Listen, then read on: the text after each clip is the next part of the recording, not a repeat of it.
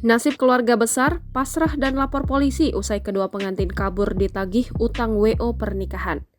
Kisah pengantin di Palembang kabur ditagih utang 21,7 juta rupiah oleh pihak WO kini membuat keluarga bereaksi. Mengetahui pasangan pengantin baru itu kabur ditagih utang 21,7 juta rupiah untuk membayar resepsi, kini keluarga justru pasrah mengizinkan pihak WO melaporkan peristiwa tersebut ke polisi. Menurut keluarga wanita, usai melaksanakan pernikahan, sang mempelai pria yang bernama Chandra kabur bersama istrinya, Dila, karena takut ditagih utang oleh pihak WO. Kakak dari Dila, Indri, juga menyalahkan pihak keluarga Chandra yang seolah lepas tangan dari masalah ini.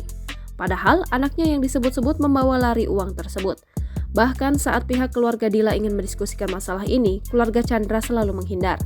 Mengetahui hal tersebut, pihak pengantin wanita kini pasrah jika pihak WO membawa masalah ini ke jalur hukum. Namun meski demikian, keluarga Dila siap menjadi jaminan atas kasus ini. Bukan tanpa sebab, menurut Indri, ini adalah keputusan yang baik agar masalah ini cepat selesai. Keluarga pengantin wanita mengaku bahwa sebelumnya pihaknya sudah memberikan uang ke sang pria untuk melunasi segala persiapan pernikahan ke WO. Kini pihak keluarga pengantin wanita pun merasa malu atas kejadian tersebut.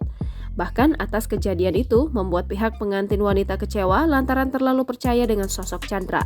Sementara itu kini pihak WO Sanggar Musi Wedding Gallery masih meminta uang hutang 21,7 juta rupiah dibayarkan oleh kedua pengantin.